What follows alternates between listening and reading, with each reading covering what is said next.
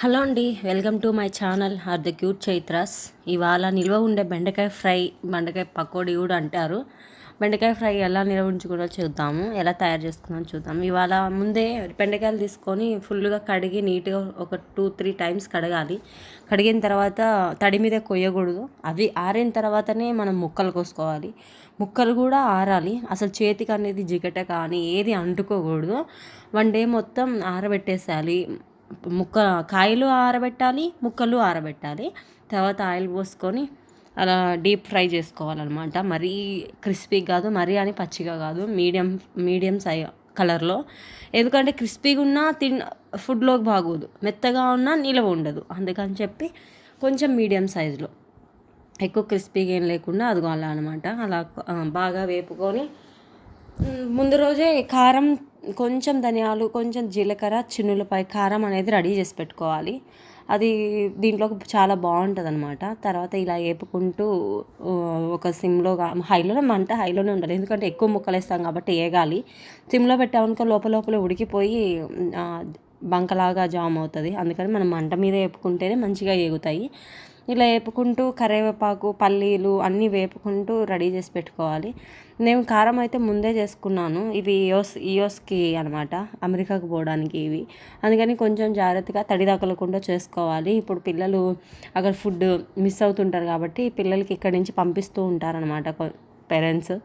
ఇవనే కాదు, ఒక కాకరకాయ, బెండకాయ, కారపూస ఇలాంటివన్నీ యోస్కి ఇక్కడి నుంచే చాలామంది ఇప్పుడు బాగా పంపిస్తున్నారు. వేగిన తర్వాత అలా ఒక ప్లేట్లోకి తీసి పెట్టుకోవాలి.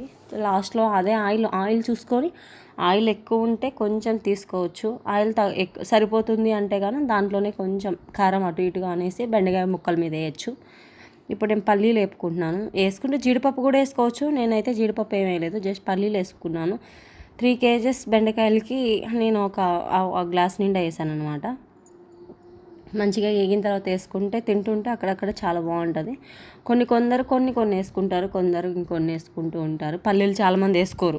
జీడిపప్పు అని అక్కడక్కడ వేసుకుంటారు కానీ పల్లీలు అసలు వేసుకోరు. ఎందుకంటే నమలలేమని చెప్పి చాలామంది వేసుకోరు. జస్ట్ బెండకాయ ఫ్రై, కానీ పల్లీ ఉంటేనే టేస్ట్. పకోడీ కూడా కలుపుకుంటారు, కానీ పకోడీ ఉంటే పాపం పిల్లలకి అక్కడ ఉన్న వాళ్ళకి ఎక్కువ నిలవ ఉండదని చెప్పి ఇక్కడ ఇలా పంపిస్తే ఎన్ని రోజులైనా నిలవ ఉంటుంది అనమాట. ఇలా తడి లేకుండా, తడి తగలకుండా చేసుకుంటూ పోతూ ఉంటే చాలా రోజులు నిలవ ఉంటుంది. ఇలా చూసుకొని గోల్డెన్ కలర్ పల్లీలు చేసుకోవాలి. కలర్ వచ్చేంత వరకు వెయిట్ చేయాలి. వెయిట్ చేసిన తర్వాత చిన్నగా తీసుకొని ఇంకా ఆపేసిన తర్వాత కరివేపాకు వేపుకోవాలి. ఎందుకంటే మంట మీద వేపితే అవి చిటపట అంటుంది కాబట్టి కరివేపాకు మంట తగ్గించుకొని వేపుకోవాలి. నా చేతిలో ఫోన్ ఉంది, అందులో అవతల వంట తీస్తూ ఉన్నాం పల్లీని.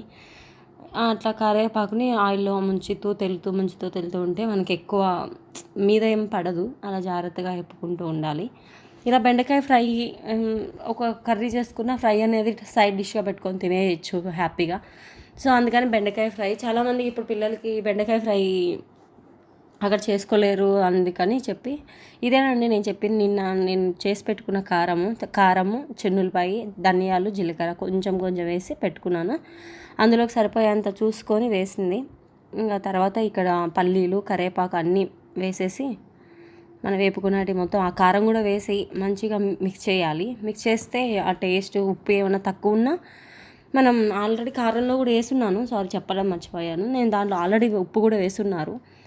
ఏమైనా తక్కువ ఉంటే ఇప్పుడు వేడి మీద వేస్తే తెలుస్తుంది, లేకపోతే ఉప్పుగానే ఉంటుంది.